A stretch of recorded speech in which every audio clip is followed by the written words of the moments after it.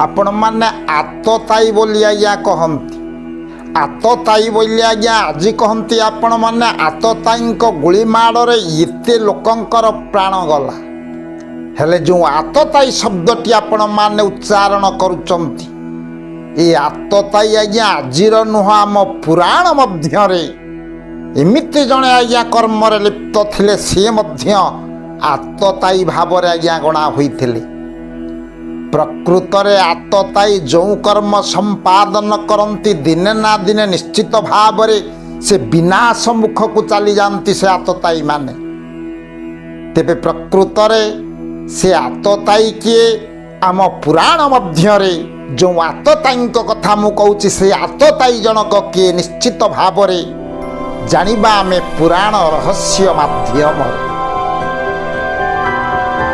आपण माने जानिचंती आज्ञा जेतेबेले महाभारत संग्राम क्षेत्रर शेष पर्याय घटना जेतेबेले जानुभग्न अवस्था पड़िछंती मान गोविंद दुर्योधन जेतेबेले मान गोविंद दुर्योधन जानुभग्न होई पड़िछंती सेतिके बेले भीम आज्ञा गदा उचैची विनाश करिबा दुर्योधन को सेदिन दुर्योधन हस्त टेकिले कहले भीम भीम अर्धमृत हेले निश्चित भाव में मु मृत्यु मुखरे पड़ी हेले मोर शेष इच्छाटा तमे टिकिए पूर्ण करिवो।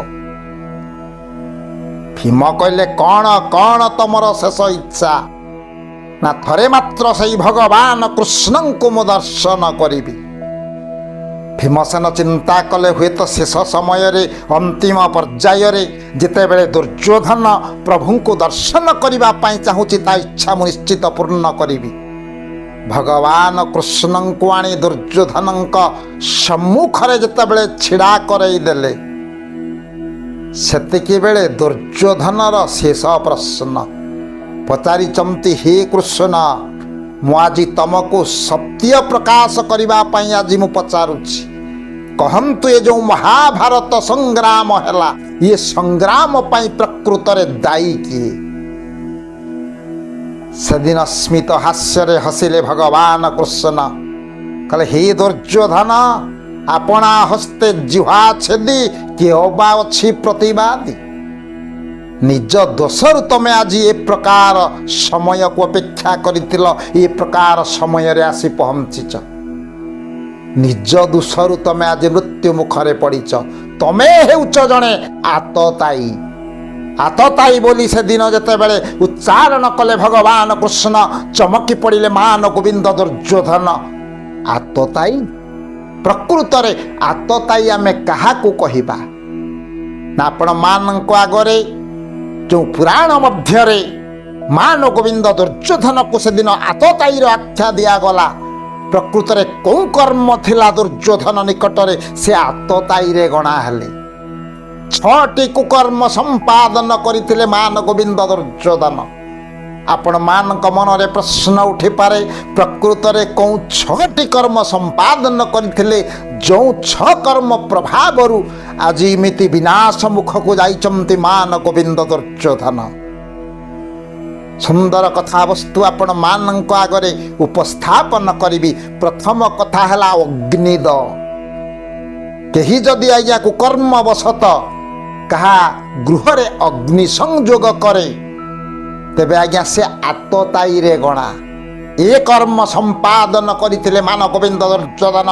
प्रथम पर्याय रे पांडव मान को विनाश करबा पई जतो गृह रे आज्ञा अग्नि संयोग करथिले दुर्योधनर कौशल थिला। गरदश्चैव अग्निद गरदश्चैव गरद बोले आज्ञा जी जहा को विष पान करैथिबो कहा मुखरे जदि कहीं विष देइथिबो कि जदि विष पान करिथिबा पई ये बाध्य करैथिबे सी मध्य आतताई रे गणा। तेबे दुर्योधन से दिन चिंता कले कहा को आज्ञा दुर्योधन विष पान करैथिले ना भीम को विनाश करबा पई विष लड़ू प्रदान करा जाइथिला कौशल क्रमे जिमिति भीम विनाश हब। जार सहाय देवचक्रधर प्रभु स्वयं जहांकर रक्षक सेवा विनाश मुख को जीवे केमिति से दिन जतुगृह मध्य रक्षा पाइबा संगे संगे भीमसेन विष लड़ू खाई मध्य जीवित रही भीम ଅଗ୍ନିଦଗରଦଶ୍ଚୈବ ଶସ୍ତ୍ର ପାଣି ଧନାପହ। ଶସ୍ତ୍ର ପାଣି କେହି ଯଦି ଅସ୍ତ୍ର ସାହାଯ୍ୟରେ କାହାକୁ ଆକ୍ରମଣ କରିବାକୁ ଆଗେଇ ଆସେ, ବିନାଶ କରିବାକୁ ଆଗେଇ ଆସେ, ସେ ଆଜ୍ଞା ଆତତାୟୀରେ ଗଣା ସେ କର୍ମ ମଧ୍ୟ ସମ୍ପାଦନ କରିଥିଲେ ମାନଗୋବିନ୍ଦ ଦୁର୍ଯ୍ୟୋଧନ। କାହାର ଧନ ଯଦି କେହି ହରଣ କରେ, ସେ ହେଉଛି ଆତତାୟୀର କର୍ମ। ସେ କର୍ମ ସମ୍ପାଦନ କରିବାରେ ଦୁର୍ଯ୍ୟୋଧନ କେବେ ପଛରେ ନଥିଲେ। ଖାଲି ଏତିକି ନୁହେଁ, ଦାରା ଭୂମି ପ୍ରହାରେଶ୍ଚ। କେହି ଯଦି କାହାର ଦାରା ପ୍ରତି ବା ପତ୍ନୀ ପ୍ରତି, ସ୍ତ୍ରୀ ପ୍ରତି ଅମର୍ଯ୍ୟାଦା କରନ୍ତି, ସିଏ ମଧ୍ୟ ଆତତାୟୀରେ ଗଣା ସେ କର୍ମ ସମ୍ପାଦନ କରିଥିଲେ ମାନଗୋବିନ୍ଦ ଦୁର୍ଯ୍ୟୋଧନ। ଦୁଃଶାସନକୁ ନିର୍ଦ୍ଦେଶ ଦେଇ ଦ୍ରୌପଦୀର କେଶ ଆକର୍ଷଣ କଲି କୁରୁସଭା ମଧ୍ୟରେ ବିବସନା କରେଇଥିଲେ ଆଜ୍ଞା ଦ୍ରୌପଦୀଙ୍କୁ। ଆତତାୟୀର କର୍ମ ଏସବୁ ସମ୍ପାଦନ କରିଥିଲେ।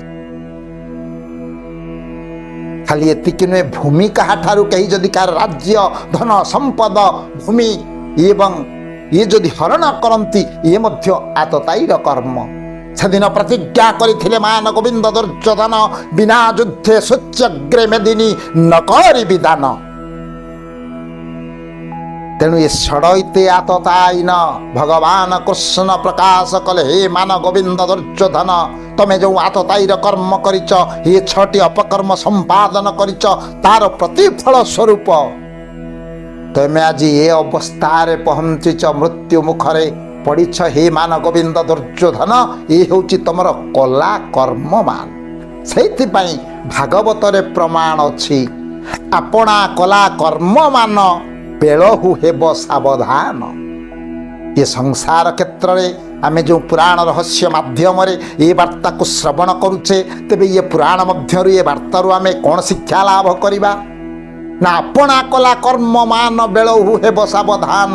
ଯେଉଁ କର୍ମ ଆମେ ସମ୍ପାଦନ କରୁଛେ, ଆମେ ନ୍ୟାୟ କରୁଛେ କି ଅନ୍ୟାୟ କରୁଛେ, କାହା ପ୍ରତି ହୁଏତ ଦୁଃସାବହ କର୍ମ କରୁଛେ, ଏ କଥାକୁ ଅନ୍ତର ମଧ୍ୟରେ ରଖି ଯଦି ଏ ସାଂସାରିକ ପଥରେ ଆମେ ଅତିକ୍ରମ କରିବା, କର୍ମ ସମ୍ପାଦନ କରିବା, ନିଶ୍ଚିତ ଭାବରେ ଆମ ଜୀବନ ପଥଟା ସୁଗମ ହେବ, ସତ୍ମାର୍ଗ ପରିଲକ୍ଷିତ ହେବ। ନିଶ୍ଚିତ ଦିନେ ଆମେ ସତ୍ୟ ପଥରେ ଯାତ୍ରୀ ହେବା। ତେବେ ସ୍ୱଳ୍ପ ସମୟର କଥାବସ୍ତୁକୁ ମୁଁ ଏଠି ବିଶ୍ରାମ ଦେଉଛି। ପରବର୍ତ୍ତୀ ଅଧ୍ୟାୟରେ ଆଉ ଗୋଟିଏ ସୁନ୍ଦର କଥାବସ୍ତୁ ନେଇ ଆପଣମାନଙ୍କ ଆଗରେ ମୁଁ ଉପସ୍ଥାପନ କରିବି। ସିଏ ସାରାବେ ଭବନ୍ତୁ ସୁଖୀନା ସର୍ବେ ସନ୍ତୁ ନିରାମୟା ସର୍ବେ ଭଦ୍ରାଣି ପଶ୍ୟନ୍ତୁ